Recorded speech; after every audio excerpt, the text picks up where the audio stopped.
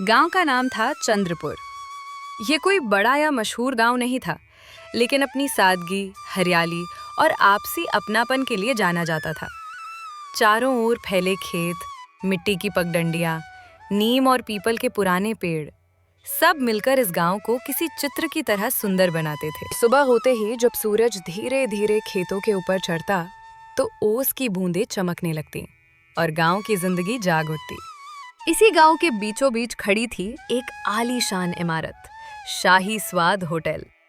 बड़े बड़े शीशे, रंगीन लाइटें, चमकते बर्तन और महंगे पकवान।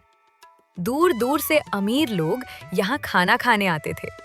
होटल से उठती खुशबू पूरे गांव में फैल जाती थी, लेकिन ये खुशबू गरीबों के लिए सिर्फ भूख बढ़ाने का काम करती थी। होटल के बाहर खड़े होकर कई लोग अंदर झांकते, पर हिम्मत नहीं होती अंदर जाने की। ये जगह सिर्फ उन लोगों के लिए थी जिनकी जेब भारी थी। गांव के कोने में, होटल से बहुत दूर, एक कच्ची झोपड़ी में रहता था रामलाल। वो एक साधारण मजदूर था। रोज सुबह सूरज उगने से पहले उठता, फावड़ा कंधे पर डालता और दूसरों के खेतों में काम करने चला जाता। उसके हाथों में हमेशा छाले रहते, पीठ दर्द से झुकी रहती, लेकिन चेहरे पर कभी शिकायत नहीं दिखती। उसकी पत्नी सावित्री बहुत शांत और सहनशील थी। वो जानती थी कि काम में कैसे गुजारा किया जाता है। कभी कभी घर में सिर्फ सूखी रोटी और नमक होता, फिर भी वो मुस्कुराकर खाना परोस देती। उनका इकलौता बेटा था, गुड्डू। गुड्डू उम्र में छोटा था, लेकिन उसकी आंखों में बड़े सवाल और सपने थे।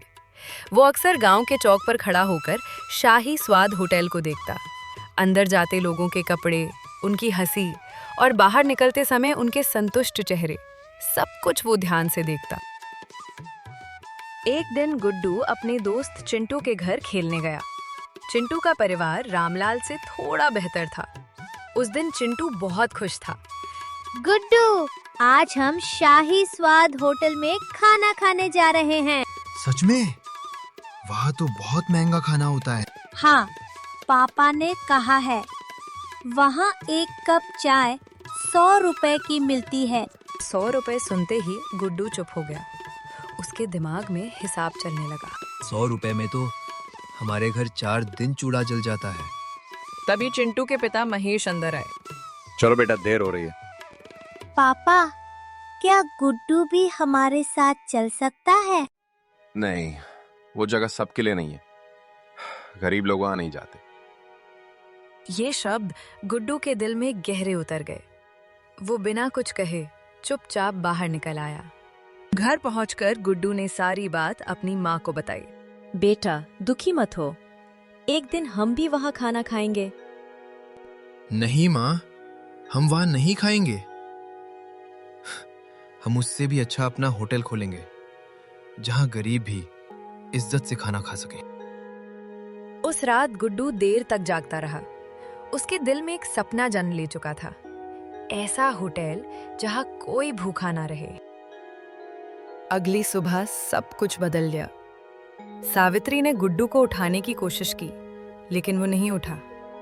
उसका शरीर ठंडा था, सांसें धीमी थीं। सुनो जी, गुड्डू उठ नहीं रहा। रामलाल दौड़कर अंदर गया। उसके पैरों तले जमीन खिसक गई। बिना वक्त गवाए दोनों उसे बैलगाड़ी में डालकर अस्पताल ले गए। आपके बेटे को कैंसर है। रामलाल के हाथ कांपने लगे। सावित्री जमीन पर बैठकर अब रोने इलाज लगी। संभव नहीं है। बच्चे के साथ समय बिताइए। वो रात उनके जीवन की सबसे लंबी रात थी। रामलाल गुड्डू के पास बैठा रहा, उसकी हर सांस सुनता रहा। उसी रात रामलाल ने ठान लिया, मैं अपने बेटे का सपना मरने नहीं दूंगा। अगले दिन वो सेठ प्रताप सिंह के पास गया, लेकिन वहां उसे अपमान मिला। गरीब लोग सपने नहीं देखते। रामलाल का दिल टूट गया, पर हिम्मत नहीं। रास्ते में उसे 10 रुपए में दाल चावल बेचने वाला ठेला दिखा।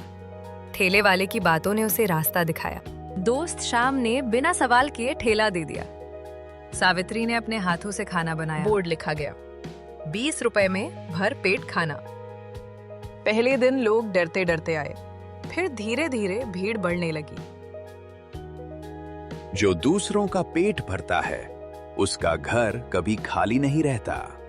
रामलाल को लगा जैसे गुड्डू हर प्लेट में मुस्कुरा रहा हो। कुछ दिनों बाद गांव में मेडिकल कैंप लगा। रामलाल आखिरी उम्मीद लेकर गुड्डू को वहां ले गया।